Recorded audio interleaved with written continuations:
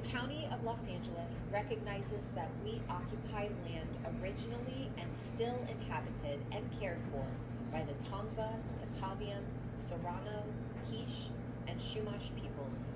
We honor and pay respect. 6 and 90D, which will be taken up together.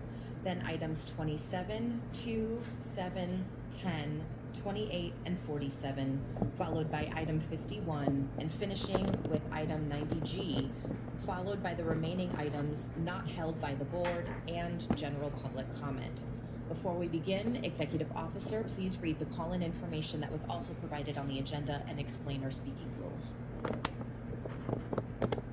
Members of the public wishing to participate remotely, as indicated on the agenda, please call 877-226-8163 and use participant code number 1336503. Members of the public participating remotely and in the boardroom, you will have the opportunity to address the board throughout the meeting. You will receive 1 minute. As well as all of our speakers, and I will first turn it to Supervisor Barker. Thank you, Madam Chair. And actually, I've got remarks and then I have a question just to get some clarification. But I appreciate, Madam Chair, your partnership on both of these homeless items before this board today. For those of you that might not know, Supervisor Horvath and I are members of the Executive Committee on Regional Homeless Alignment. The Executive Committee has members from the City of Los Angeles, and all cities throughout the county are represented at that table. We consistently meet to discuss effective homeless solutions for issues impacting our county. Our city partners on the Executive Committee elevated concerns about the region's responsiveness to the increase in inclement weather we've seen unfold for this last year. We've experienced wildfires and unrelenting heat waves, especially in the 5th District. Temperatures have exceeded 115 degrees in the Antelope Valley for a stretch of several days. The county and cities of Lancaster and Palmdale had cooling centers available, but availability was limited. The hours of operation do not directly fit the needs that exist. And as we enter this fall and winter seasons, more tough weather conditions will impact our communities, including rain and freezing temperatures that can threaten the lives of people living on our streets. While cooling centers and winter shelters have been a good first start, we need to take steps and make our efforts more in line with what the need is, and keep evolving our approach to help shield vulnerable populations from life-threatening weather events. Because of this, I believe we need to have emergency climate shelters established across the county that can be available 24/7. The vision behind these climate shelters is straightforward. Provide our most vulnerable populations a safe place to find relief from the increasingly harsh weather conditions our county is facing. The motion today, item 26, tackles this challenge by directing our county homeless initiative to work alongside our municipal partners to identify and establish emergency climate shelters in each of our 8 service planning areas. To be clear, this work should include identifying opportunities to develop new sites and leveraging existing shelter sites so that we can augment existing capacity during severe weather events.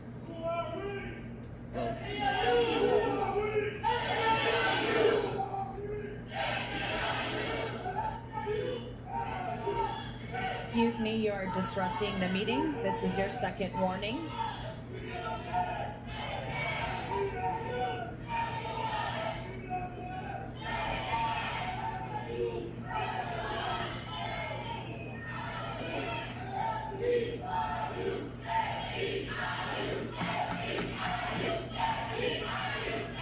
This is your final warning.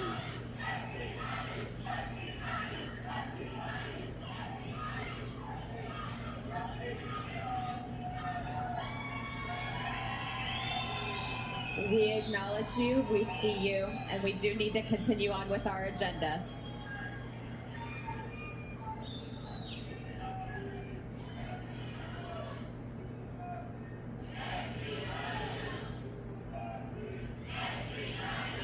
We need to continue with our agenda. If you continue to speak out, we were going to ask you to leave the chambers.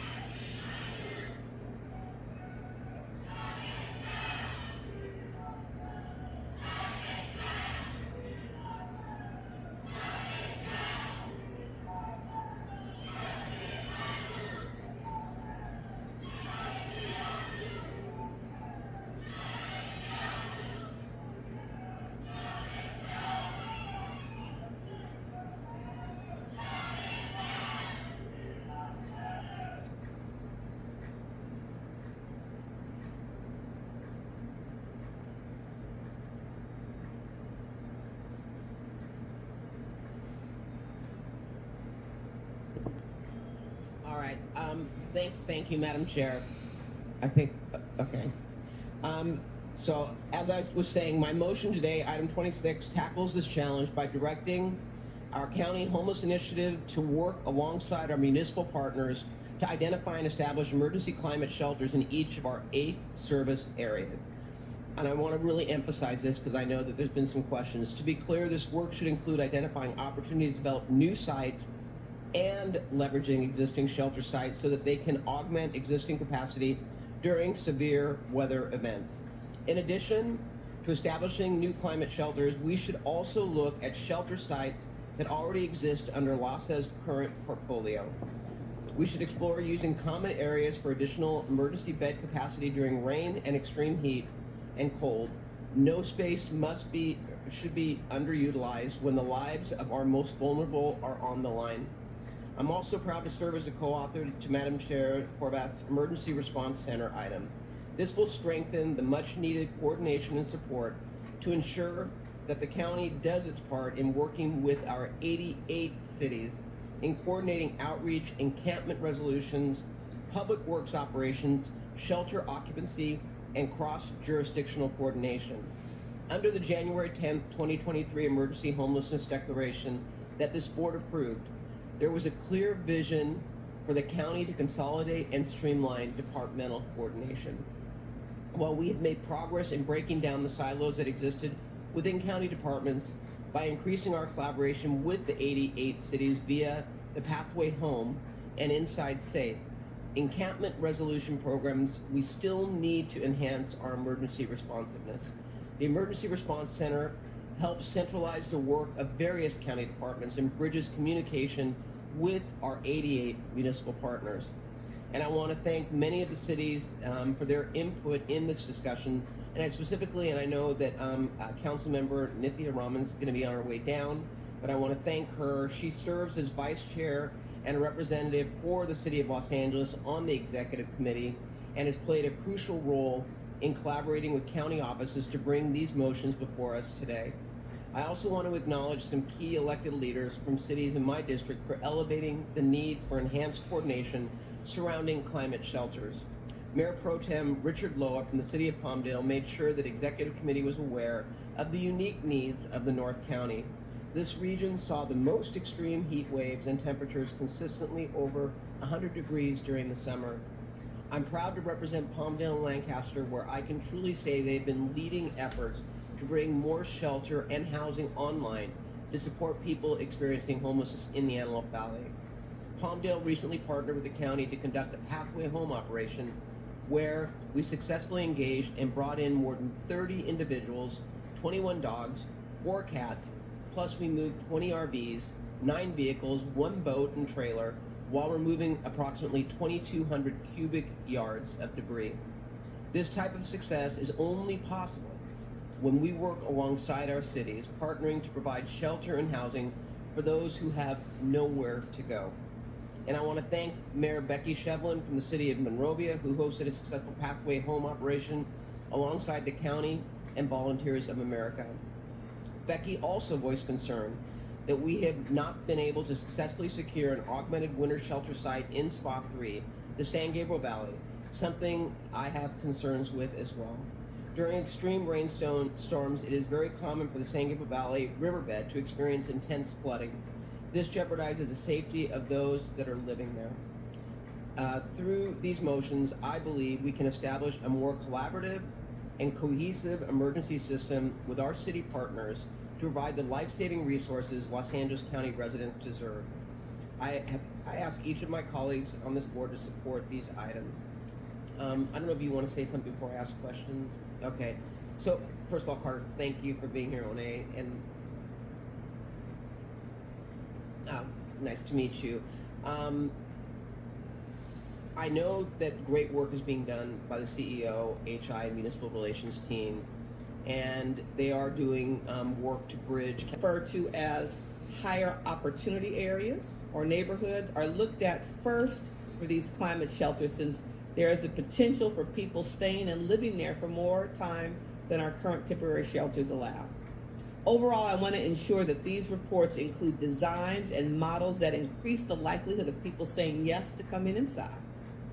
The reason this is important to me is because this is a high resource project in terms of people, time, and money, and I want to make sure that any shelters the county continues to support are the ones that people will actually come to and stay in and receive services in. With this motion, we are delegating authority without knowledge of costs or implications to other programs, and I'm interested in understanding a proposed decision-making process for the siting, acquisition, and allocation of resources. Again, I've got a couple of questions. Number one, how will these shelters, given the current cost of operating winter shelters, actually increase our bed capacity and not make it more costly to keep shelters open? Good morning, Board of Supervisors. Operations Center, where we did that first locking arms, and the mayor declared a state of emergency for homelessness for the city of Los Angeles. And then when Supervisor Horvath took the gavel as our fearless chair, you also then declared a state of emergency for homelessness for the county of Los Angeles. And I think while there's still certainly a lot of work to be done, I think we've made significant progress in not only addressing the needs of the in-house, but working to better the quality of life for all residents in LA County. I really want to thank the panel and also Councilwoman Nithya Raman, who's really been an outstanding leader on this issue for many years, and happy to share jurisdictions that overlap. And we've had many discussions about homelessness, encampments, and the rights of the unhoused. And I also want to thank Mayor Bass, because she also helped to lead, I think, on this motion, item 26. I want to thank the author and the co-author for bringing it forward. But I do have some concerns too that were already raised. And I mean, we've had these conversations, I know, over the past couple of years of how do we engage our other 70 or so cities that refuse to acknowledge that this is not just their problem. This is a bigger, it's all of our problem, our responsibility in some way. And that sometimes I often get the call that, well, we put in money, but we're not getting anything. But on the other hand, when we ask them, or I ask them, what are you ready to do to stand up? They say, oh no, we can't have an interim housing, or we can't have a room key or a home key here. We can't even have senior affordable housing. I've sat on this dais and I know there's some of the cities that we represent that have projects that were beginning and then they were pulled off because of pressure, because of community pressure. And I'm going through that now in one of my unincorporated areas now, where we are converting a room key into a permanent home key in the unincorporated area of Hacienda Heights. It actually started under Supervisor Hum, which was a great idea at the time because it was during COVID. And now we're going to see more units there, maybe 100 or so, and that whole place converted into a secure location with safety, security, wraparound services, and all of that. What I think is missing sometimes is the picture of what it looks like when you identified the individual, when you met them on the street or wherever it was, and then the steps that went through to carry them out. And I know we have a lot of those untold stories, and somehow we're not catching the fire on that. And I think we all have to do a better job. Our communications, our HIT, but more importantly, have, how could I say, truth sayers, people that will speak the truth with credibility. And I know I've run into several of them at some of our units, at the interim housing that we have over on Vignes, the Hilda Solis. I've seen people's lives transformed. And when you hear their stories are, again, as you know, very compelling.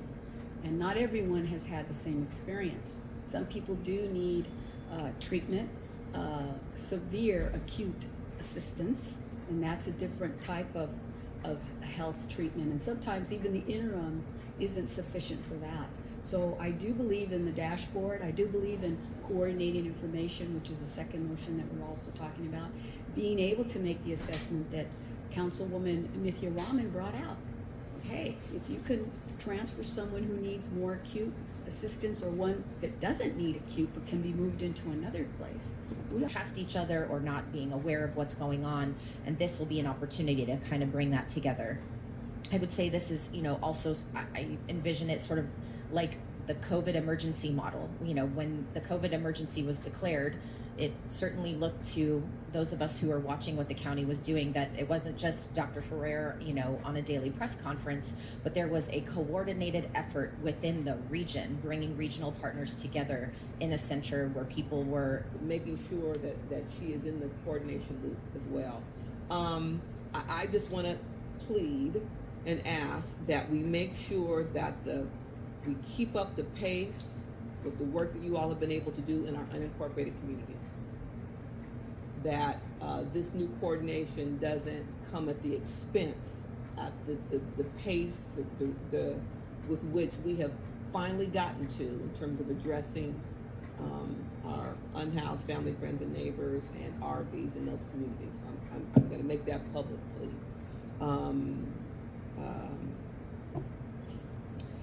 And that as we talk about trend, we are reporting, per spa, per district, in terms of the data collection, so we can really track and understand what cities and who aren't stepping up and those who are. And that as we talk about wanting to make sure that it's a regional strategy, that we have the data that shows us that it is indeed.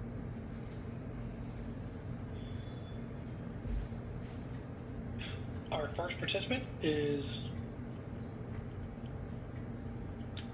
Diego Rodriguez. You may begin.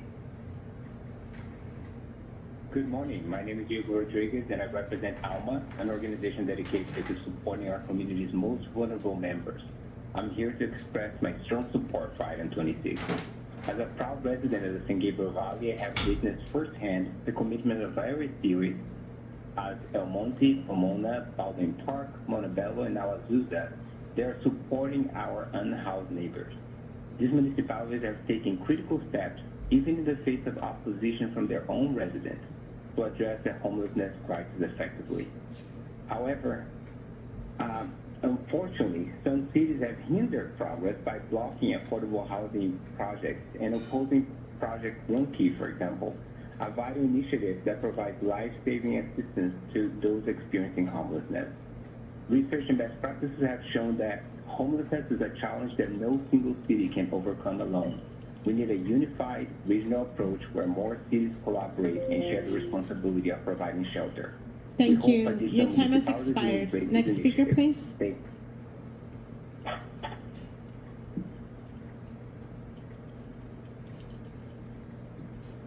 Next speaker, please. Our next participant is Joshua Clayton. Your line is open.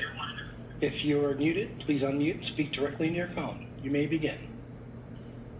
Item 7, providing our county libraries with mental health clinicians to help the thousands of people. That item is later in our agenda. Excuse me, that item is later in our agenda, so we'll put you back in queue for item 7, and we'll go to the next speaker.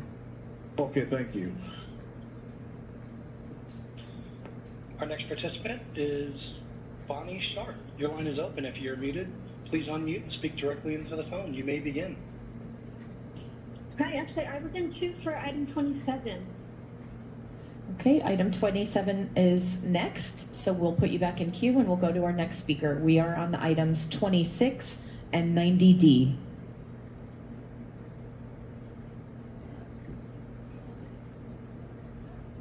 Moderator, next speaker, please. Our next participant is Collin Campbell. Your line is open. If you're muted, please unmute and speak directly into the phone. You may begin. Yes, this is agenda 26. This is for the ECRC. Yes, items 26 and 90D. Yes, thank you. Yep. I'm from District 5, South Pasadena. I'm a builder of Oracle Federal, and I presented the federal budget for LA Board of Supervisors September 10th of $238.5 billion to build our critical infrastructure required for Kamala Care, universal health care for LA County, India, and China. And I'm asking, could we augment the ECRC Center and the impacted parties with Oracle Federal, our most powerful quantum computer, publicly announced by Kamala Harris on 9/10, and do real-time personality profiling, treatment status, behavioral modeling for homeless members and staff to help guide all different parties And this is in my use case. I submitted a Captain Barger for a test pilot at Union Station, Pasadena Homeless Shelter. Thank you very much. Thank you. Next speaker, please. Our next participant is Alicia Castro. Your line is open. If you're muted, please unmute and speak directly into the phone. You may begin.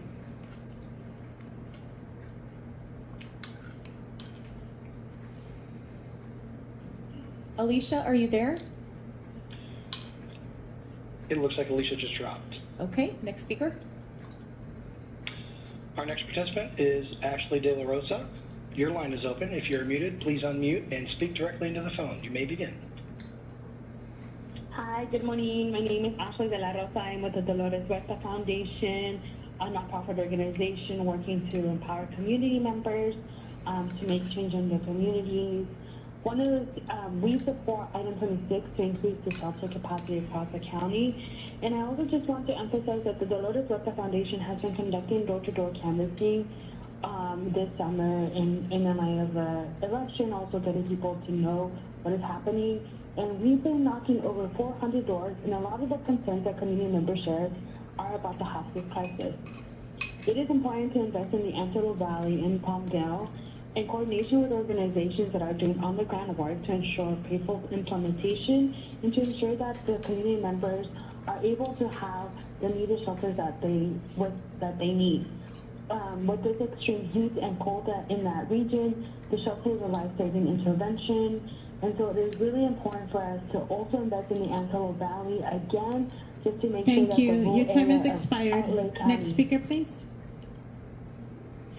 Our next participant is Allison Henry. Your line is open. If you're muted, please unmute and speak directly into the phone. You may begin. I'm with Hoganess Inc.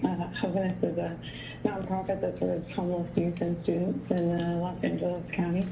The young people that we serve represent some of the most vulnerable of our community members, and so on behalf of that population and Hoganess, we want to express our support for item 26 to expand shelter capacity across the county. Shelter intervention is critical for our youth population in order to prevent the cycle of homelessness throughout adulthood. And additionally, we want to ensure that the shelter access is distributed equitably across the region. It's important that we as a county come together to jointly end the homelessness crisis, ensure that we're all working together to do our part to support our unhoused neighbors. So thank you. Thank you. Next speaker, please. Our next participant is Sean Moressy. Your line is open. If you're muted. Our next participant is Sean Moressy. Your line is open. If you're muted, please unmute and speak directly into the phone. You may begin. Good morning. My name is Sean Moressy. I'm the VP of Advocacy and Community Engagement with Union Station Homeless Services. We're the spot lead in San Gabriel Valley, and we support item 26 in evaluating a framework for establishing emergency climate shelters. We recognize that as we rightly move toward permanent and supportive housing as the model solution to ending homelessness, there has been at the same time a woeful lack of accompanying emergency interim housing as part of the continuum. We want to ensure that shelter, especially in San Gabriel Valley, is distributed equitably and that all cities participate. We emphasize the importance that these facilities be non-congregate, voluntary, and run utilizing compassionate, person-centered best practice models and resources. Thank you. Thank you. Next speaker, please. Our next participant is Jacqueline Villalta. Your line is open. If you're, please unmute and speak directly in your phone. You may begin. My name is Jacqueline Villalta from Operation Healthy Heart. Thank you. Next speaker, please. Our next participant is Eric Preven. Your line is open. If you're muted, please unmute and speak directly into the phone. You may begin. Thank you. It's Eric Preven, and I don't know which spa I'm in, but we have some of the issues in Studio City, North Hollywood, and it was nice to see Councilwoman Rahman come down. And the emergency center is an idea that Katie Arslowski likes to talk about, and it's not a bad idea using the share information model since we're all trying to put the fire out. But the problem is that there are already infrastructure things in place. And when I hear about Rahman talked about the great data mining they did. They finally can figure out that people are in the interim for so long. We already know that. We already know that. And now we're going to have a little separate office that's wearing little hats to try to. I'm very, very worried about a further expansion. It sounds like CES Part 2. Now, going to the climate emergency, what a problem of our time. This is a great idea to get people indoors so they don't cook and die out in the streets. Now, 4118 with our colleagues down at City Hall that are rolling out at an alarming rate, including from voting along with it. If you Thank can believe you. it. Your time has Get people expired. fixed up. Next speaker, please. Let me finish. I'd like to finish. I have 2 minutes. These are 2 items. I don't think you should be cutting me off. I would like to finish Next. talking about the. Each speaker gets 1 minute on both items. Next speaker, please.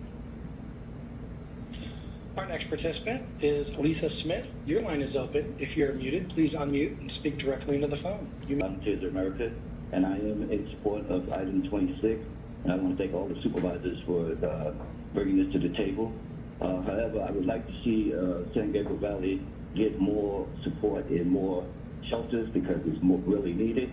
I oversee Pomona shelters, and I want to give HI props for bringing pathways in because it's being very helpful. So at the same time, thank you so much for allowing me the opportunity to say that this will be a positive thing to happen. Thank you, Celise. Thank you. Next speaker, please. Our next participant is Armanda Nava. Family Agency Insurance Crisis Analysis, which was held by Supervisor Barger. For members of the public on the telephone wanting to speak on this item, please press 1 then 0 now to comment on this item. Supervisor Barger, I'll turn it to you. Thank you, Madam Chair. Insurance rates have been rising significantly across all sectors, impacting homeowners who lost fire insurance, businesses, car owners, and more. Unfortunately, there has been no relief in sight as insurers are pulling out of providing insurance in the state. One victim of this plight is our foster family agencies who provide care to foster youth after they have been removed from their home due to safety concerns. Many of these agencies have operated in the county for decades, providing stability for young people's services and care. The insurance provider of 90% of these agencies has stated it wants to pull out of providing insurance in California due to increased liability costs due to AB 218 lawsuits. The impact this has had on our FFA providers is devastating. An immediate loss of insurance or significant increase has threatened our FFA's very existence. Up to 500 foster youth may lose their homes in the next 2 to 3 weeks if the providers lose insurance. I've already heard from one of the FFAs in my district that they will be closing in 2 weeks as a result of the insurance crisis. My hope and their hope is that these families continue to want to be foster families with other agencies in the county, even though their connection with the FFA and their dedicated social worker will be lost. My district has been home to the highest number of children placed at an FFA certified home. This is why we must look at all options today to prevent the loss of these foster homes for our youth who have already experienced trauma, instability, and challenges more than any of us could dream of. That is why I've also asked our county council, DCFS, and CEO's office to continue to work on options to ensure these agencies can survive and provide vital services that make up our system. I want to thank the FFAs in my district and the Association of Community Human Service Agencies for their continued advocacy on this issue. I know several of them will be sharing their voices today, but I want you to know I have heard you and the county is taking this issue seriously and immediately. And Rebecca Ellis with the LA Times did an excellent article highlighting not only the crisis but the impact. So I would encourage, if my colleagues have not seen it, to take a look at it because it really does lay out this crisis and ensure we don't lose the support of and collaboration with these essential partners. We thank you in advance to CEO Lawyer for the work that you will do to embark on an advocacy plan for legislative and state budget proposals to provide a long-term sustainable solution to this crisis. I know it's state legislation that prompted insurance companies to take this action. And so we're simply responding to a reality that unfortunately will impact our county as a result of even just the action of proposing legislation. So I look forward to the report back, and our team is ready to work with County Council, DCFS, and our CEO to do all that we can to support our foster. Work collaboratively to find a solution. So I'll be supporting today's motion. Thank you. Thank you. Executive Officer, please call the members of the public who have signed up to speak on this item. Well, Amber Rivas, Anna Rubin, Jody Carrata, Cesar Gomez, and Donald Harlan, please come forward and staff will assist you. Moderator, may we have the first remote speaker, please? Our first participant is Lora Patterson. Your line is open. If you are muted, please unmute and speak directly into your phone. You may begin. Good morning. My name is Lora Patterson with Sycamores. We would first like to thank Supervisor Berger for her leadership in authoring this motion and Chair Horvath for serving as co-author. Sycamores has been directly impacted by this insurance crisis. With a notice by NIAC about our non-renewal coverage on November 1st, our leadership team has grappled with a very difficult decision to close our FFA program. The news has been devastating to our resource families given their long-term engagement with their FFA social worker. She's walked alongside them through the certification process, daily parenting challenges, crisis, and the adoption process. FFA are vital to the state's goal to place more youth in family homes rather than group settings. Foster youth are already dealing with instability, and the worst thing we can do is make their lives more unstable. Sycamores is in strong support of this motion for LA County to identify additional tangible steps to be taken, given that the state is unwilling to offer any additional lifelines to maintain the existing FFA Your time has capacity. expired. Next speaker, please. Our next participant is Amy Sanchez. Your current FFA insurance crisis. I'm thankful to Supervisors Barger and Hovarth for your advocacy on behalf of FFAs and to the entire board for your historical, ongoing, steadfast support of foster children and families in LA County. 5 Acres FFA has facilitated positive permanency outcomes for vulnerable foster children for the past 36 years. For the foster children in our care, we define positive permanency outcomes as reunification with birth families, relative adoptions, legal guardianship, and foster adoption. Our permanency outcome is 86%, which compares favorably to the state permanency rate of 33%. Our request to you as a board to continue your advocacy on behalf of FFA so that we can continue to facilitate positive permanency outcomes now and into the future for the most vulnerable foster children in Los Angeles County. Thank you. Thank you. Hi, can you hear me? Yes, we can. Go ahead. Job and leave some behind. This is part of the problem, as you know. Our next participant is Lori Eastman. Your line is open. Please unmute yourself if you're muted and speak directly into the phone. You may begin.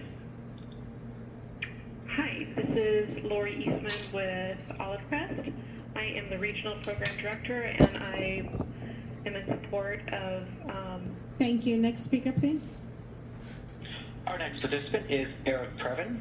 Your line is open. If you are muted, unmute yourself and speak directly into your phone. You may begin. Yeah, I brought this up last week. As you know, this is a very serious issue. And, you know, I am confused about how the insurance companies can walk away and why the county can't simply self-insure. 1,900 people at, you know, in our county, I believe it's 9,000 statewide. This is not such a big task to get insurance. You have 105,000 employees. So we can put a few more people on some kind of a policy so that the service that these folks are providing can continue. Or another question is, maybe, you know, this is not, that nobody wants the good places that have been doing a good job to go anywhere, that we want them to stick around. But there are a lot of problems in this space. And maybe there should be a way to get back in there, and we can pick up the ones we want who are doing a good job and leave some behind. This is part of the problem, as you know. There's enormous fraud, which we never hear about because you have buried everything in a Measure G explosion. I would suggest canceling Measure G and doing the work we need in the places where we need it, like in Thank you. in Your the time has foster youth. expired. Next speaker, please. Our next participant is Cora Gonzalez. Your line is Poisoning Prevention Week in Los Angeles County, ensuring residents are lead aware, which was held by Supervisor Solis. For members of the public on the telephone, please press 1 then 0 now to comment on this item. Supervisor Solis, I will turn it to you. Thank you very much, Madam Chair. This motion came about because community members in my district shared that they were unclear on the health impacts of lead and what they could do in terms of prevention and potential exposure. This is information, in my opinion, that should be made available to all and everyone, but especially by people who care for the most vulnerable, such as parents of young children and caregivers of folks with disabilities, and the most vulnerable to lead poisoning, including our seniors and people with underlying illnesses, chronic illnesses.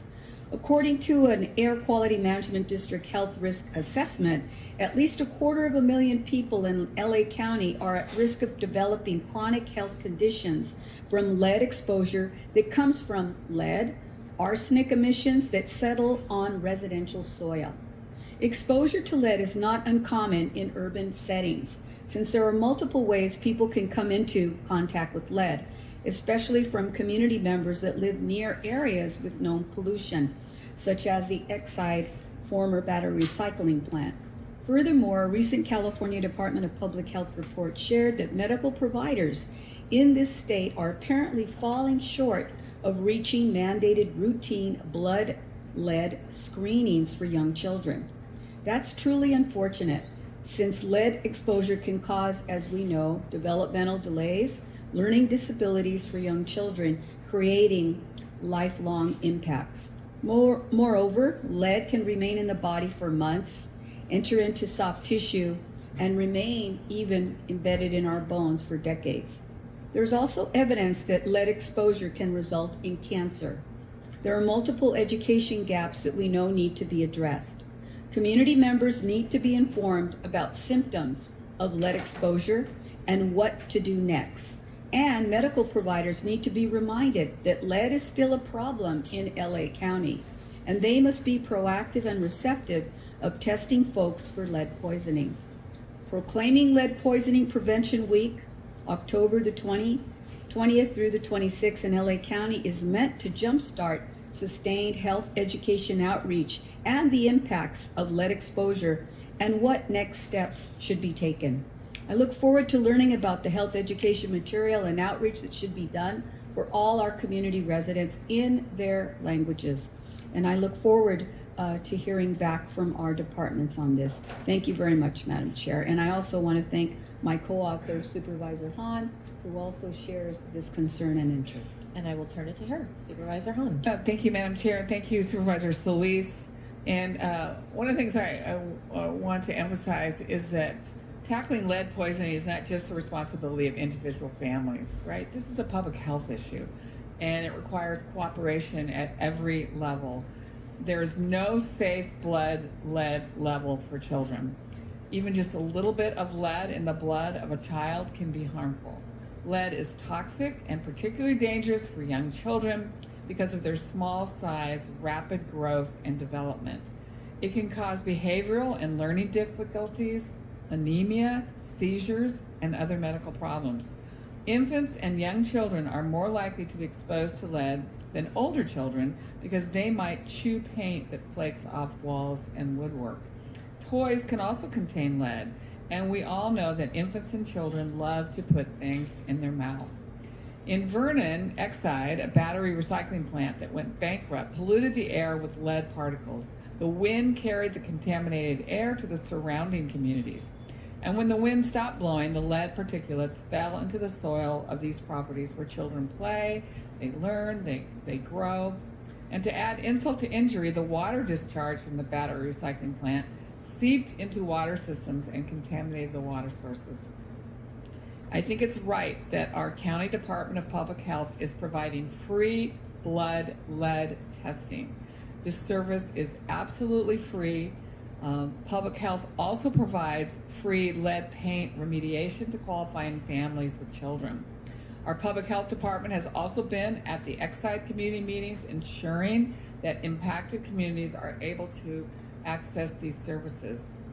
These free services can detect lead levels in children and help to reduce the exposure. There is treatment for lead poisoning, but taking some simple precautions can help protect you and your family from lead exposure. The CDC, our Centers for Disease Control and Prevention, mentioned a few.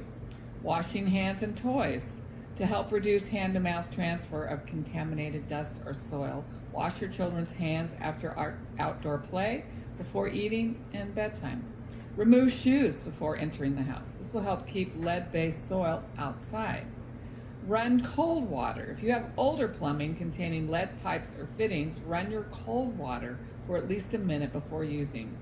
And they recommend that you not use just hot tap water to make baby formula or for cooking. And they urge parents to prevent their children playing on the soil. That's a little more difficult. But they suggest providing them with a sandbox that's covered when it's not in use. Plant grass or cover bare soil with mulch.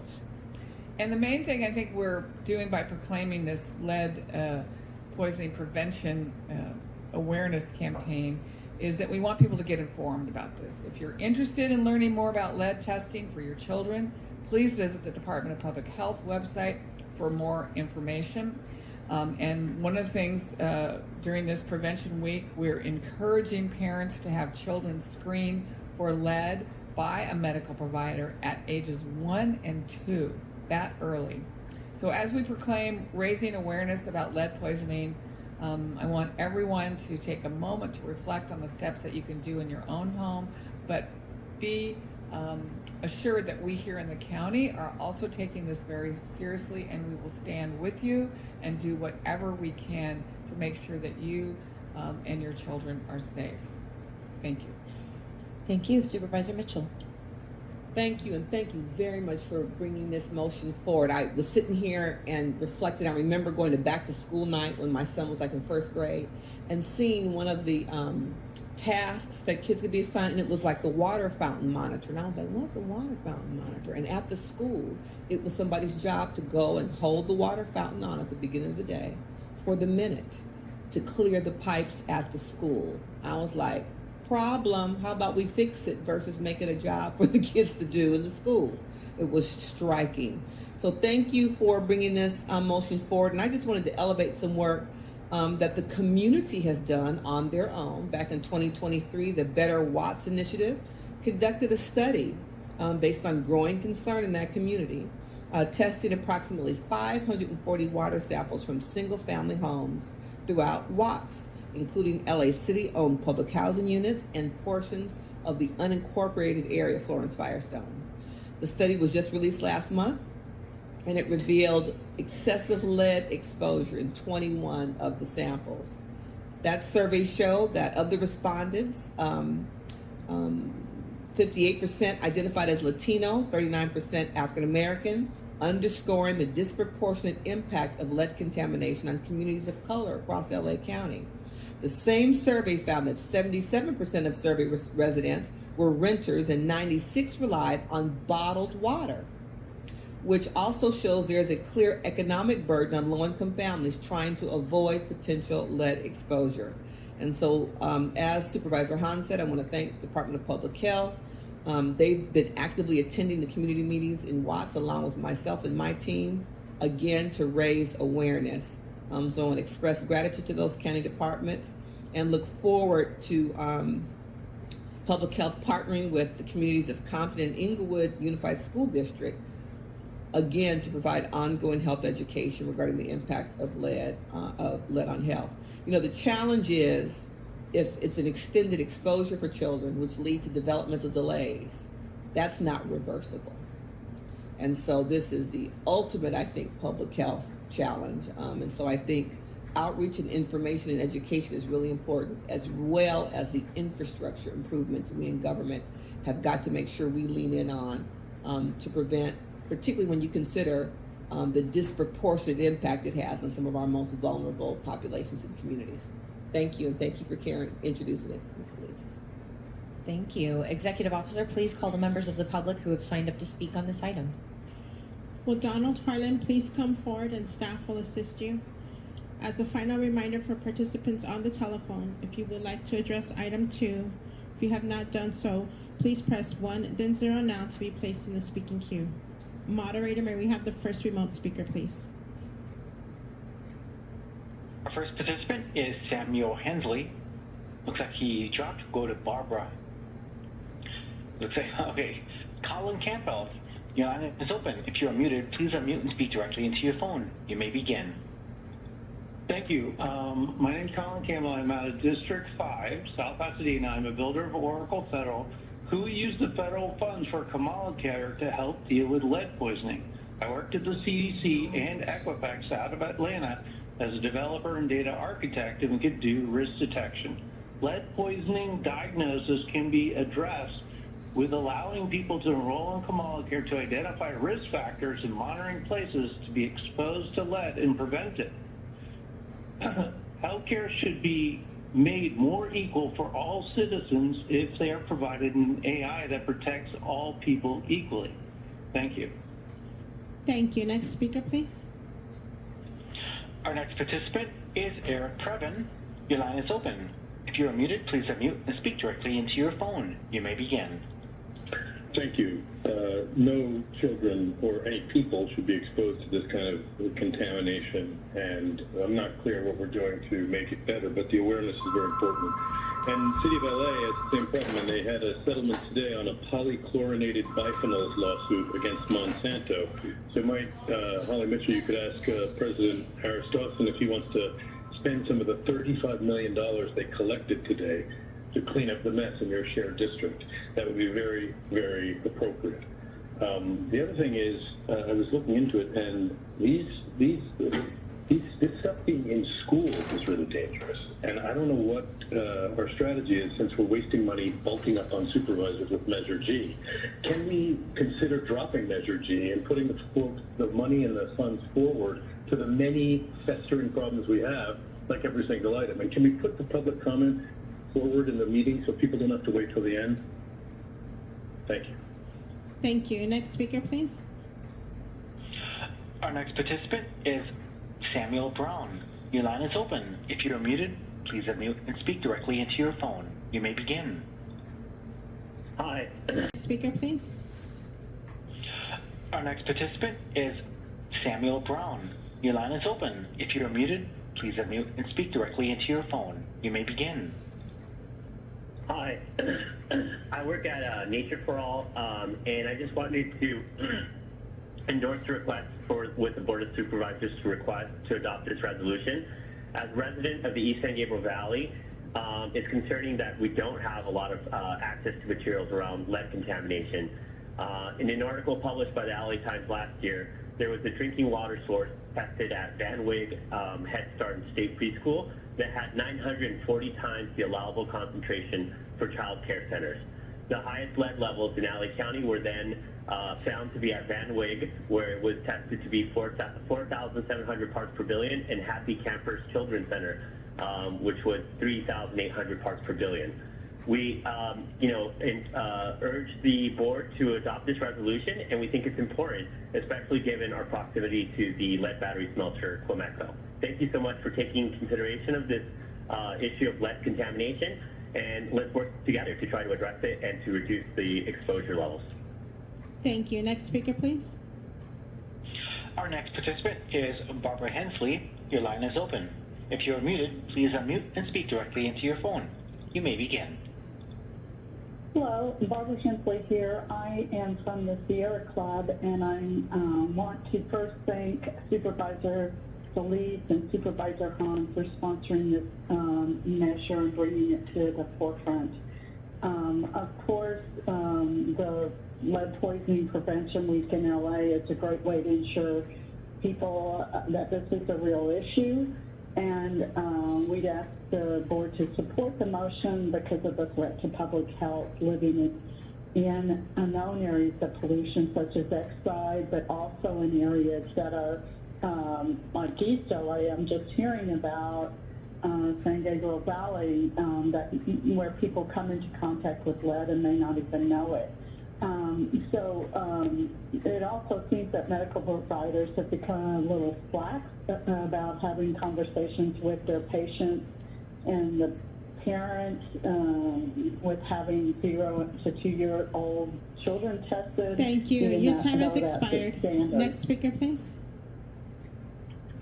Our next participant is Roy Humphreys. Your line is open. If you are muted, please unmute and speak directly into your phone. You may begin. Okay, thank you to Eric Preven for his enlightenment. And folks, this is so disgusting. There were 2024. Lead has been in the construction worldwide, nationwide, statewide, countywide since Christ was a corporal. And you're coming out, and then we have Holly Mitchell coming out. Oh, throwing in the race card when the county and the state of Los Angeles. The Hispanic Latino population, what's that, 50% or more of the population? Come on, get off of this pandering garbage here and just deal with the reality that's been going on since like forever. So why you need to be doing it, need to be doing the intervention, and it's going to cost billions of dollars to correct the situation. You didn't say a damn thing when you had the excise battery and all that sort of stuff. People ought to be ashamed of yourself, but as we know, you don't know shame. You need to get some testosterone in that county board of supervisors. Thank you. Thank you. Next speaker, please. Madam Chair, there are no other remote speakers to address the board. Hi, I'm Donald Harlan, speaking on agenda item number 2 about the lead poisoning prevention week. Yeah, there's no lead pipes here in Los Angeles. There never, ever has been. Any lead paint was removed out of every building in the county since the 70s. There hasn't been any lead paint since then. Hilda Solis and Janice Hahn are criminal liars trying to spend money for lead poisoning. Bullshit. You guys are the fucking problem. That's your second warning? You know what? Erase this item completely from the agenda and fire Hilda Solis and Janice Hahn. Completely lock them out of the county business for this. What they did was they illegally developed in the industrial area, and we have Hilda Solis and Janice Hahn covering it up. They're implicated in Your that. time has expired. Next speaker, please. Next speaker. Okay, no other speakers in queue. That is your final warning, sir. We now need to continue on with our agenda. With that, item 2 is before us, moved by Supervisor Solis, seconded by Supervisor Hahn to approve the item. Executive Officer, please call the roll. Supervisor Solis? Aye. Supervisor Solis, aye. Supervisor Mitchell? Aye. Supervisor Mitchell, aye. Supervisor Hahn? Aye. Supervisor Hahn, aye. Supervisor Barker? Aye. Supervisor Barker, aye. Supervisor Horvath? Aye. Supervisor Horvath, aye. Motion carries 5-0.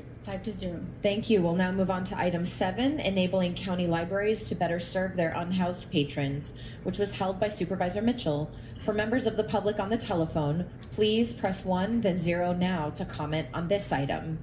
Supervisor Mitchell, I will turn it to you. Thank you. I'd like to start by thanking both our amazing county library system and our Department of Mental Health for all their support in working with my team on this motion. And thank you, Supervisor Hahn, for your interest in co-authoring. The motion is in response to the growing homeless crisis and the burden that it is placing on our libraries and our staff. Our county libraries have become a de facto day shelter for thousands of our unhoused family, friends, and neighbors who are seeking respite from extreme weather conditions and unsafe streets, plus access to Wi-Fi. Libraries provide a safe space for them to rest, drink water, charge their phones, and again, use computers and the restroom. Our county librarians and library staff have been truly remarkable over the years in how they balance their workload while responding to the needs of their unhoused patrons in our facilities. Some of the libraries in my district have anywhere from 3 to 10 incidents per week involving an unhoused person. These incidents can be anything from something minor to more severe cases involving a mental health crisis, where unfortunately police and paramedics are called. This board has always advocated for less enforcement and more care for our unhoused, and it's in this spirit that I hope to reestablish a pilot from 2018 in which mental health clinicians served in county libraries to help de-escalate severe cases and helped to provide mental health support for our unhoused patrons. The pilot was very successful prior to COVID-19. Mental health clinicians reported making over 3,700 contacts with unhoused library patrons in need of services in less than 1 year. During the pilot program, social workers led approximately 450 programs for patrons and staff, which helped connect the unhoused patron with resources. They also provided important training to library staff on strategies and techniques to use in various mental health crises, primarily de-escalation. When the pandemic hit and it forced our libraries to close, those clinicians were returned to their original posts at the Department of Mental Health. So this motion, colleagues, will identify where the highest need libraries are in the county and create an implementation plan to bring mental health workers back to our libraries at a time when they are needed the most. Thank you again, Supervisor Hahn, for co-authoring, and I hope that you all will support this motion. Thank you, Supervisor Hahn. Thank you, Supervisor Mitchell, for allowing me to join you in this motion. It's great to see our two department heads, right? Dr. Lisa Wong, the Department of Mental Health, Scott Patrick, our libraries together. I'm sure in another time or place, you wouldn't necessarily see these two department heads so closely collaborating on something, but I think it's so important. And Sky, it's been your leadership that really have made our libraries so important to our communities and to our residents. And they become so much more than just books and reading. Our libraries are places where people can access the internet for free, or they can take classes, learn a new skill, or even access Narcan kits. And our libraries and our library staff are such an important asset for our county, and they work tirelessly to provide excellent services. Please make sure you always convey that to your staff of how grateful we are to our those who work in our libraries. But they're being met with new challenges. And those in our county who are homeless find comfort in our libraries because they are welcoming and safe places. They provide a cool place to stay on a hot day, a quiet and safe place to spend the day, and so much more. And as Supervisor Mitchell talked about it, we had this great pilot program in 2018 that with our Department of Mental Health that assigned trained clinicians and or licensed social workers to support our unhoused population at our high need libraries. Unfortunately, due to COVID pandemic, the program was put on pause as our libraries closed and began doing curbside service, which again, what a great, I don't know if we've ever really thanked you for that as well, Sky. I mean, to think that libraries pivoted to curbside service, something that kind of was probably you didn't learn in library school, that would be a skill that we needed to do. But we saw those businesses and those departments that were able to pivot during the COVID were the ones that were successful and continued to meet our residents' needs. So thank you for that. But our libraries are now back open. We're seeing more and more incidents in which our unhoused population do require mental health support that is beyond what our librarians are trained to support. So I'm, of course, supporting this motion, glad to co-author it. I think it's time that we revisit that 2018 pilot program. This program, in partnership with Dr. Wong and our Department of Mental Health, will help us provide these individuals with the mental health they need, and it will assist our library staff so they can continue to focus on their primary services. So thank you, Madam Chair. Thank you. Supervisor Barker. Thank you, and I also want to thank you for bringing this motion forward. I mean, I know in my district of the Antelope Valley, when we were just talking about the heat, that was ground zero for where a lot of the unhoused went. and they went there to keep cool, but also connectivity with the internet, which I know is not unique to the Antelope Valley. And I too want to thank you and your staff, Sky, because it creates challenges for staff as well. And I know that safety was an issue because many of them are coming in and being a little disruptive, but with the right training, they can calm them down and everything goes fine. But they need the support and the training to understand how to de-escalate in certain situations. And I know in our new library down in Live Oak, we serve lunch as well to families, and they also have been helping with some of the unhoused. So there's no question your staff is dedicated not only to helping people with the services they were hired to do, and that is the library, but also working with the population that is frequenting the libraries. And to you, Lisa, I think you heard me say it earlier, all roads lead back to mental health. And this is another example of that. So I want to publicly thank you and your team as well for the dedication. I know you're drinking out of a fire hose, and I know that with some of the challenges that are coming forward, you're trying to figure out how this is all going to be, how we're going to navigate it. But I have to say that this board supports the efforts that you're making to roll out services, and this, I think, will be an example of where we can do it in an area knowing where where individuals are congregating, and it could be a win-win.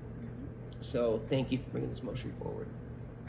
Supervisor Solis. Yes, I won't reiterate what's already been said, but thank you both, and thank you to the author and the co-author, and for the two departments. I know this is a challenging time for us, and I would just like to underscore, we've had calls from some of our libraries in the unincorporated area where we have this problem.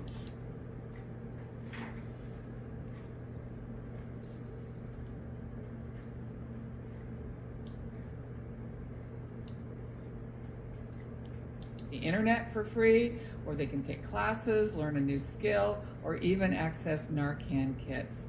And our libraries and our library staff, Department of Mental Health, that assign trained clinicians and or licensed social workers to support our unhoused population at our high-need libraries.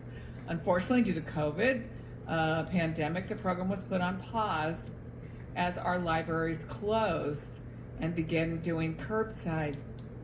Supervisor Solis. Yes, I won't reiterate what's already been said, but thank you both, and thank you to the author and the co-author, and for the two departments. I know this is a challenging time. This bit is Joshua Clayton. Of those areas. And throughout the county, this kind of partnership means that people will be able to receive. A lot of the unhoused went, and they went there to keep cool, but also connectivity with the internet, which I know is not unique to the Antelope Valley. And I too want to thank you and your staff, Sky, because it creates challenges for staff as well. And I know that safety was an issue because many of them are coming in and being a little disruptive, but with the right training, they can calm them down and everything goes fine. But they need the support and the training to understand how to de-escalate in certain situations. And I know in our new library down in Live Oak, we serve lunch as well to families, and they also have been helping with some of the unhoused. So there's no question your staff is dedicated not only to helping people with the services they were hired to do, and that is the library, but also working with the population that is frequenting the libraries. And to you, Lisa, I think you heard me say it earlier, all roads lead back to mental health. And this is another example of that. So I want to publicly thank you and your team as well for the dedication. I know you're drinking out of a fire hose, and I know that with some of the challenges that are coming forward. You're trying to figure out how this is all going to be, how we're going to navigate it. But I have to say that this board supports the efforts that you're making to roll out services. And this, I think, will be an example of where we can do it in an area knowing where where individuals are congregating, and it could be a win-win. So thank you for bringing this motion forward. Supervisor Solis. Yes, I won't reiterate what's already been said, but thank you both, and thank you to the author and the co-author, and for the two departments. I know this is a challenging time for us, and I would just like to underscore, we've had calls from some of our libraries in the unincorporated area where we have this problem. It's been there for a while, so I would just hope that we really drill down on some of those areas in the first district and the unincorporated areas where we've seen where there have been instances where staff have had unfortunate experiences with this, dealing with it, and then also just the fact that people, use the library in so many different ways. But again, thank you, and I support the item. Thank you.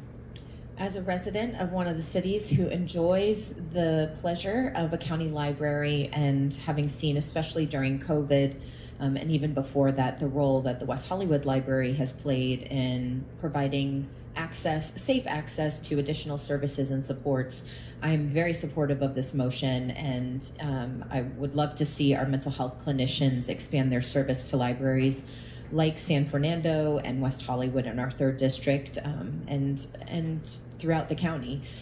This kind of partnership means that people will be able to receive services in a place where they feel safe, that perhaps doesn't come with the stigma of going to some of the other places they might otherwise receive services, and invites them in a very accessible way. So I thank you both for the partnership that will proceed from this motion. Supervisor Mitchell, I'll turn it back to you. Just very quickly, I wanted to make sure everyone knows, particularly those of us who weren't here on the board when the pilot happened. They have data from 2018 to 2020 to show the libraries with highest need by SPA and libraries with highest need by district. So, the part of the motion is to make sure that they review the data, and based on current incidents that the library staff are reporting, to make sure that we prioritize those libraries and communities that express the highest need. I just wanted to make sure folks knew that data existed from the pilot. Thank you. Thank you. Would you like to offer any other comment before we go to public comment? Thank you, Chair Horvath. Thank you, Supervisor Mitchell and Supervisor Janice Hahn. I think all of you said it perfectly and beautifully. Libraries support our communities in so many ways that are deliberate and both deliberate and unintentional. This program speak on this item. Will Donald, Harlan, and Pickle homelessness and our neighbors who are experiencing mental health issues. So thank you for supporting us, and we look forward to reporting back. Thank you very much. Executive Officer, please call the members of the public who've signed up to speak on this item. Will Donald, Harlan, and Pickle Dry Queen please come forward, and staff will assist you. Moderator, may we have the first remote speaker, please? Our first participant is Joshua Clayton. Your line is open. If you are muted, please unmute and speak directly into your phone. You may begin. Good morning. My name is Joshua Clayton. I'm with the Friends of the Musau W. Saddle Library, and I'm calling to support the motion to bring back the mental health practitioners to our libraries. Item 7. Thank you very much. I voice my full support. Thank you. Next speaker, please. Our next participant is Corinne Land. Your line is open. If you are muted, please unmute and speak directly into your phone. You may begin. Hi, I live in Indianapolis Valley, and I visit the Lancaster Library every week. I have noticed unhoused people inside the library. They obviously need help.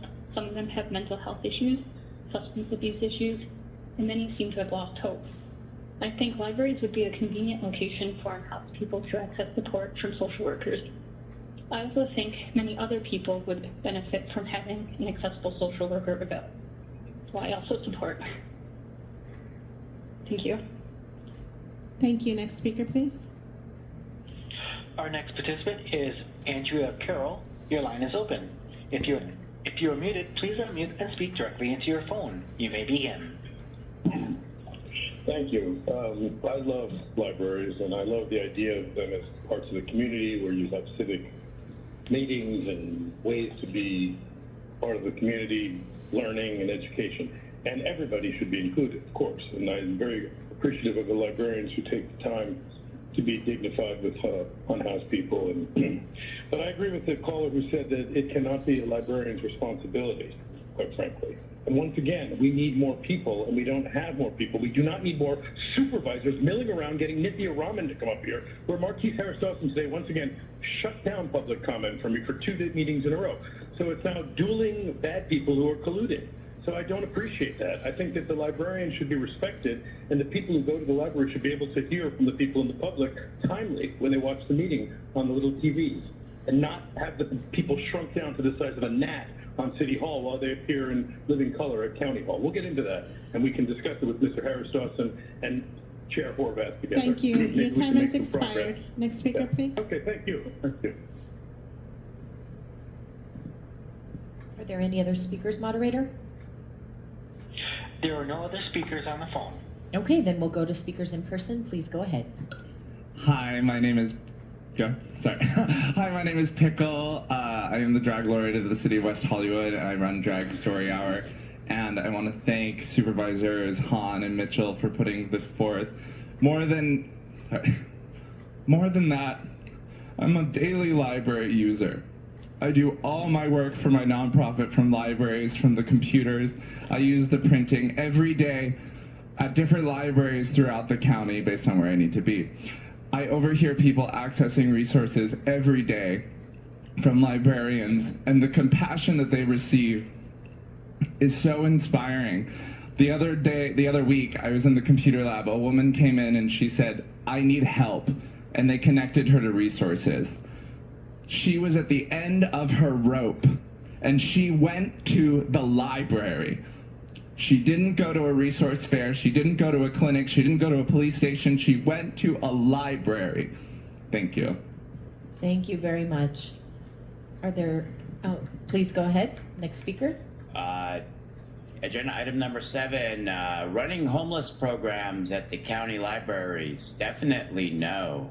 I don't know if you realize what's going on at the libraries. A real problem popped out of the libraries. They started trying to alter history and photoshopping pictures. They even photoshopped my personal pictures and published them in a book with a fake history.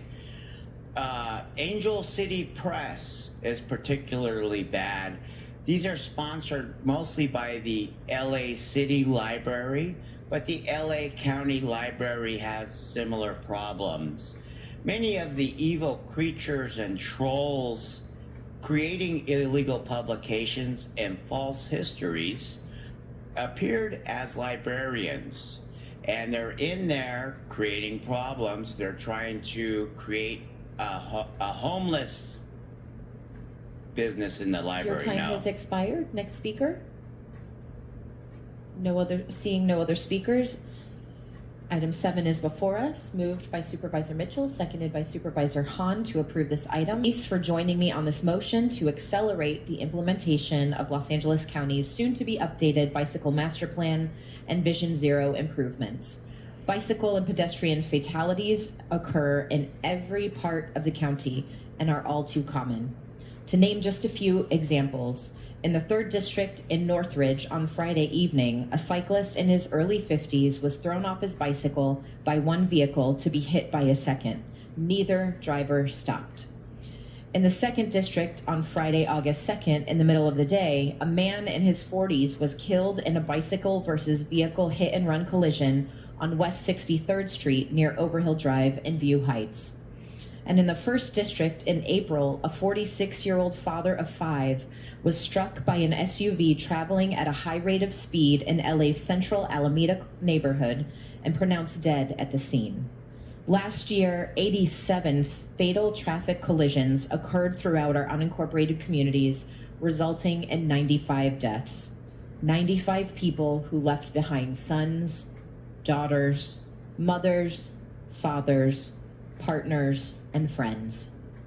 According to Bike LA, 85% of the fatalities that occur happen where Longtime advocacy on environmental justice and sustainable transportation. I've been a longtime supporter of comprehensive bike infrastructure in LA County, at least as long as I have been on the board. And I want to reflect on a project that has been very close to me in my heart for the last 25 years. It's known as the Emerald Necklace Project in the San Gabriel Valley, and it abuts, I think, every major bike trail that's of any significance in San Gabriel Valley. Connects us to our rivers, but it also connects a lot of our communities, especially underrepresented communities. And I've lived most of my life in San Gabriel Valley and know how important this is. And in fact, back in 1999, as a state senator, I helped to pass legislation to create the San Gabriel, Lower, and Los Angeles River Mountain Conservancy, which is now known as the RMC. We look to funding from the state and other entities to try to help us expand upon our bike paths.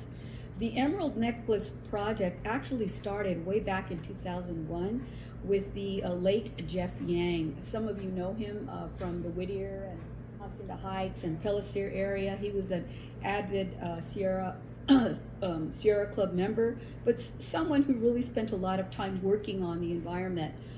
As I became Congresswoman, the other efforts we worked together on with him and even with the county at that time was helping to revert some of our open space, for example, the San Gabriel River Park that just came on board that was known as a duck farm for, I don't know, maybe 40, 50 years. And as a child growing up there, you knew what that duck farm was. It smelled horrendous. It's now been closed and is now one of our major park systems. And it's a natural area, and the conservation that's taking place there is incredible. But it's also a centerpiece of the Emerald Necklace path and bikeway for equestrian use, for biking, and for people that just want to walk.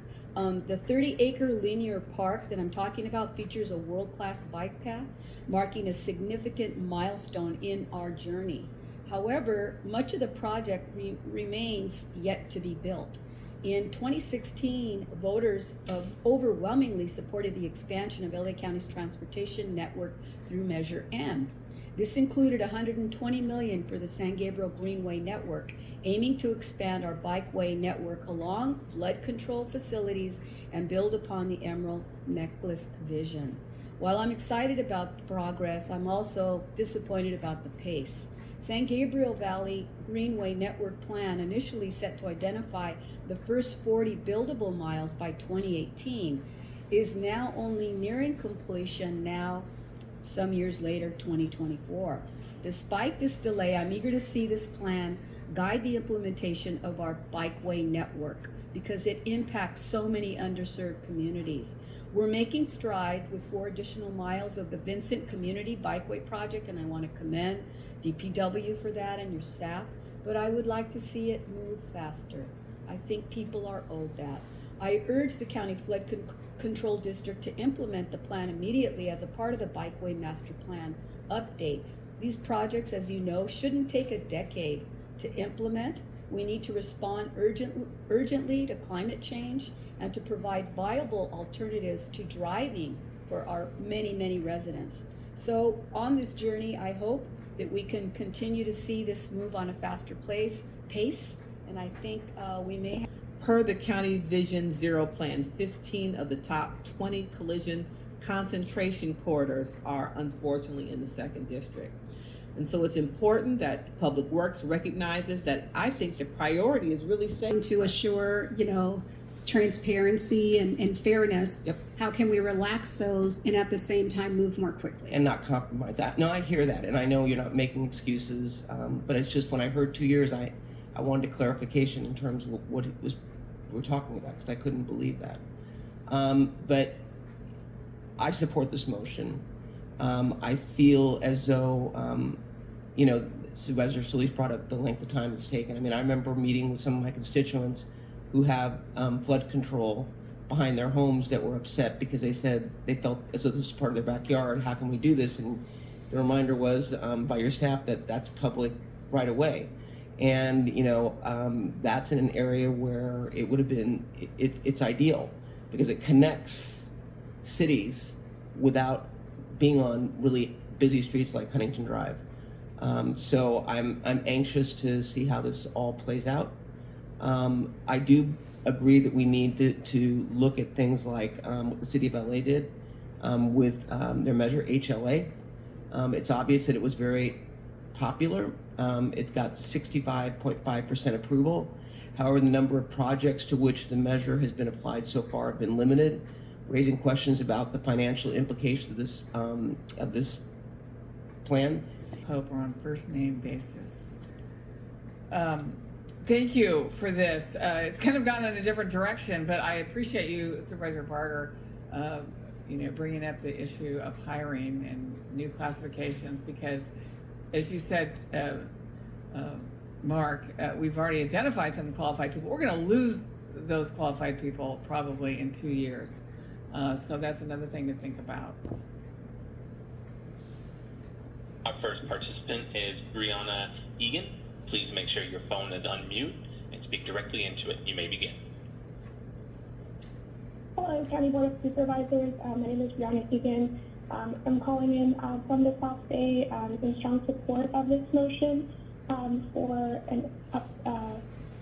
to strengthen the Vision Zero program and also implement the bicycle master plan on streets in county roads. I think this motion is really strong and it's very needed. As folks have as you all have talked about, the rate of bicycle fatality and the traffic crisis on our street is unacceptable, and we should be doing everything that we can to make our streets safer for all road users. Speaking specifically to the South Bay, there's areas of the bicycle master plan that we are very excited about, including along the Dominguez Channel and in El Camino Village. Participant is Eric Preven. Please make sure your phone is unmuted and speak directly into it. You may begin. Yeah, it's Eric Preven, and I'm astonished that this role has not been cast yet. and I was listening closely to the suggestion that it's impossible to get an intern in 6 months. So I just want to raise some questions about how in the world we're going to fill all of these unmet needs and these positions. I don't know. And I think concierge work at the highest rate, which is inconsistent as we lock arms and pay for retail hotel rooms. I mean, what we need, I think, on Vision Zero is to be able to staff this role, but how long does Supervisor Mitchell and the people in the neighborhoods where the high entry network is, how long do they have to wait for everyone to shrug and go, hey, what happened? And Pastrella ought to get out to Studio City and monitor what they're doing by the LA River near the Harvard Westlake place, where they, mark my words, there will be a car accident there. There have been several already. It's not a nice idea to put a stadium in a lovely, quiet, wooded area. Thank you. Your time has expired. Anybody prod to get this confidential report out for the public? If we're having this conversation about transparency, ethics, independence, why are we not included in some of these fundamentals of the conversation, which seem to be guiding your policy decisions, as expressed in this little debate we've had? I think it's really unfortunate that we are going to be voting on this measure blind. I'm happy to hear, finally, the recognition that this commission won't be independent unless we revisit this at the ballot, as I've suggested. It's really unfortunate how this whole process has played out. At a minimum, we should see this report so that we're not having this conversation in the blind from the public then. It just runs counter to everything you guys have been talking about. So I'll leave it there. Thank you. Thank you. Next speaker, please. Our next participant is Eric Preven. Please make sure your phone is unmuted and speak directly into it. You may begin. Thank you. I have a lot of experience with LA County ethics from when Don Knabe was in the House with his son, Matt Knabe, lobbying directly to him, except for they were pretending that he didn't notice because he wouldn't know, of course not. But in any case, it's a very, very corrupt place because there's so much money sloshing around. And when Mr. Ridley Thomas and Richard Bruckner invaded the turnaround as an ethic, and was lobbying before he was allowed to, Nobody did anything, including the DA. So there's no point in having it. They will not have any teeth. Independent is correct, but how could it be independent? You appoint them, and if you don't, then you have your county council who will appoint them. It's not a good area. I think these ethics commissions, I used to have a lot of faith. I'm very sorry to say. I think it's very important to build out the ethics transparency so that the reporters and people can have access to all the information. Disclosure is critical, and hyper-transparency is, and I like that you announced that you have been taking money from someone. Those are the things we need. There should be no question. And there should be, when there are allegations, they should be, look, we got Mark Ridley Thomas with the federal authorities. Thank you. Your time has expired. Next speaker, please. Who wants the COVID-Burling report? Madam Chair, there are no other remote speakers in the queue to address the board. Okay. Madam Chair, yes. I'm sorry, but the report back is going to be public, correct? Yes, with the amendment that was made, it will be a public report back. Okay, thank you. Okay. So with that, Supervisor Barger moves item 28, and I will second to approve the item. Executive, as amended, yes. Executive Officer, please call the roll. For a two-person household in the city and county of LA, 29% of all households have senior residents, and 88% of those households are considered very low or extremely low income. The community's median income is $37,794 for a two-person household, and almost 50% of the local low-income households do not live in affordable rent-restricted housing. There's been a lot of gentrification that has occurred there in the past few years. We're happy to be here at this critical point and working together with some of our other community partners. We are excited to be able to work now with Link Housing, who are also working in the similar surrounding. Individuals, please come forward. Cecilia Go, Donald Harlan, Isaac Chu, Jason Lee, Jessica Sanchez, and Phyllis Lee. Please come forward and staff will assist you. As a final reminder for participants on the telephone, if you would like to address item number 47, if you have not already done so, please press 1 and 0 now to be placed in the speaking queue. Moderator, may we have the first remote speaker, please? Our first participant is Julie Rico. Please make sure your phone is unmuted and speak directly into it. You may begin. I'm a volunteer with the Chinatown Community Coalition, and I want to thank Supervisor Hilda Solis for her work with the community. We eagerly anticipate the development of affordable housing, neighborhood-serving retail, and a dynamic, creative community center where culture and education will meet. With Link Housing selected as the site developer, we look forward to working with them during the exclusive negotiating agreement, which will include more community engagement to define the final project.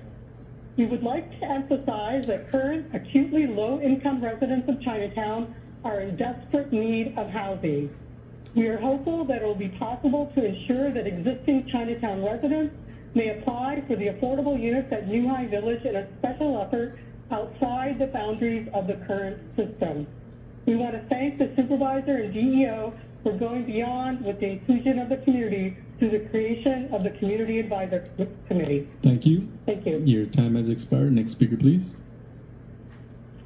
Madam Chair, there are no other remote speakers in the queue to address the board. Okay, item 7 is before us, moved by, oh, we have speakers in person, my apologies. Please do go ahead. Cecilia Ngo, for the record. Good afternoon, Board of Supervisors, and thank you for the opportunity to speak. My name is Cecilia Ngo, and I'm the Vice President of Housing Development at Link Housing. I'd like to extend our sincere gratitude to Supervisor Solis for her steadfast leadership and commitment to this project.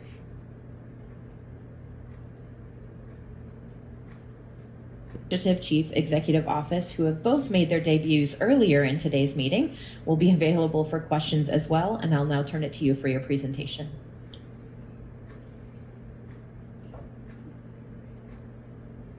Perfect. Good afternoon, Madam Chair and members of the board. Thank you so much for inviting us to present on our work related to this topic, and thank you also for your leadership on this issue to protect county residents. Today, as you noticed, and I noted, I'm joined by colleagues at DPH and OEM, and we will each cover a different aspect of how we are collectively approaching the challenge of responding to extreme heat events and preparing communities for these events. I think we can go to the next slide. Yes. And sorry, let's flip one more. Sorry about that. Unfortunately, as the board has previously noted, global temperatures are rising due to climate change, which is going to result in greater frequency and severity of heat waves, much like what we experienced just a few weeks ago when daytime temperature records were broken all across Southern California and temperatures were 10 to 20 degrees above normal. I know my colleagues at Public Health will elaborate on this further, but extreme heat harms health and well-being in many ways, including heat-related illness and exacerbating heart disease and other existing conditions. In response to this, and in keeping with the county's commitment to build resilience to climate change, what I'll be speaking today about is our part in this, which is your board's direction to the CSO in July 2023 to work with county departments and external partners to develop the county's first heat action plan, a policy framework and action plan for heat resilience. Broadly speaking, the purpose of the plan is to drive action, investment, and collaboration for regional heat resilience.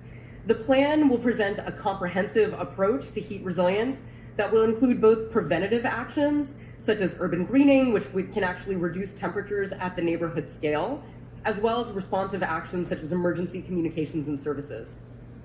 While the plan is still in early phases of development, we are not starting from scratch. Following your motion in July 2023, we did work with 10 county departments to with us. This is always a big county family approach. And so like all of our hazards and disasters that we face throughout the county, we come at these with a pretty standardized approach of a whole community approach using our emergency management systems. This is no different. So OEM.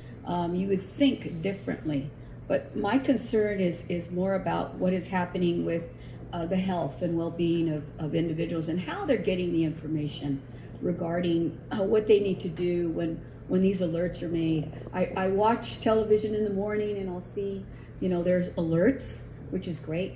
See what the city of LA is doing right away. They put up, we've got cooling centers here. And I'm kind of reluctant to say, I don't see enough from our own county. And I don't know why that is. I know we have a portal and there's information that's out there, but I want to say that in many occasions for communities that I represent, and perhaps others here in the board would feel the same, the information isn't translated in their languages. So people go to work and children go to school, but they may not be told by their parents or someone who can say, hey, guess what? It's going to be hot today. Va a ser mucho calor. In real time about certain sites. I do want to raise to everyone's attention there is an incongruency, and part of that incongruency is a legitimate one in the sense that we as a county do not advertise non-accessible locations. We are fine if a city chooses to open up a facility that doesn't meet certain accessibility standards, but it's our position within the county structure that all of the facilities that the county is recommending people to go to meet accessibility requirements. So you will see on a city's website or in their social media posts a site that may not be represented on. Now to be placed in the speaking queue. Moderator, when we have the first remote speaker, please. Our first participant is Roy Humphreys. Please make sure your phone is unmuted and speak directly into it. You may begin.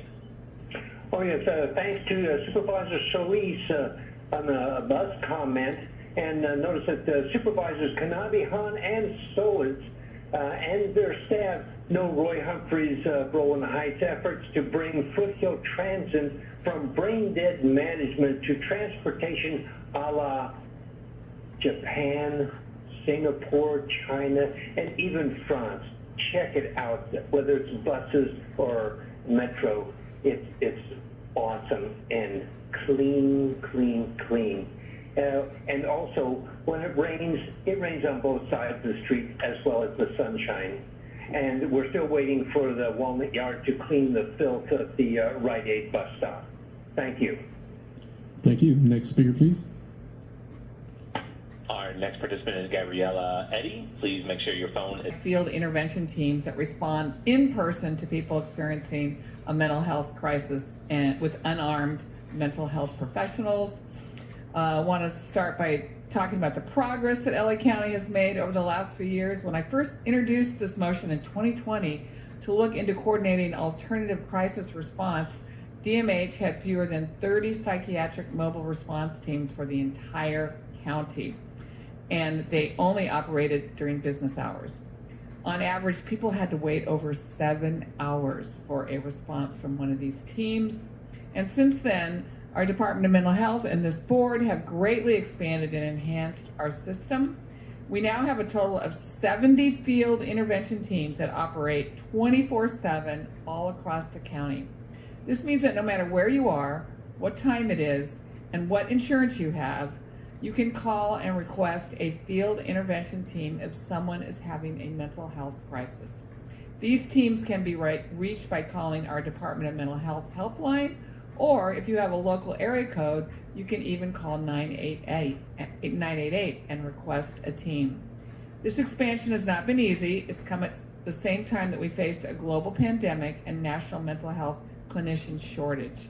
To expand our teams, we had to get creative, and then we implemented various types of bonuses, and we conducted same-day hiring fairs. This directive also directs updates to the county's fire code to ensure the department can utilize its authority to protect our communities and develop a mechanism for cost recovery. There is more work that must be done from an enforcement perspective, but we must activate all those levers. Thank you, Madam Chair. Thank you. This motion, as you indicated, will be placed on our October 8th, 2024 agenda. And I just wanted to share that Mike Aguilera-Gaudet, who's on my team, and his husband, Jeremy, welcomed their new baby, Augie, since we have started this meeting. So I just wanted to congratulate them. We will now hear from members of the public wishing to address the board on all remaining items not held by supervisors and general public comment. For members of the public on the telephone, please press 1 and 0 now to comment on these items. You must indicate the agenda item numbers that you wish to address, including general public comment, in order for us to allocate the appropriate amount of time. Executive Officer, please read the call-in information and call those members of the public who've signed up to speak on the remaining items and general public comment. Members of the public, you will have up to 3 minutes to address the board on all remaining items and general public comment. Will the following individuals please come forward? Moderator, and we have the first remote speaker, please. Our first participant is Roy Humphreys. Please make sure your phone is unmuted and speak directly into it. You may begin. Okay, thank you. As to racism, I refer you to Dr. Thomas Sowell, he's black, Candace Owens, she's black, and Charles Clerk, he's white, and Sheriff David Clerk, he's black. The fact in the United States, Asians, including Indians, have the highest median income and are a minority, which was excluded from the affirmative action and had to go to Supreme Court to breach the institutional racism. My relative will never get over having, when applying for a grant under the affirmative action for minorities, was told, honey, you're just not dark enough. She's Chinese. Thank you. Thank you. Next speaker, please.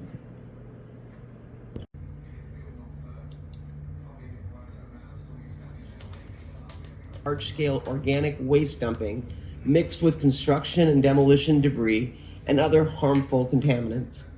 I previously authored motions asking our county departments and law enforcement partners to develop long-term solutions to put an end to this conduct.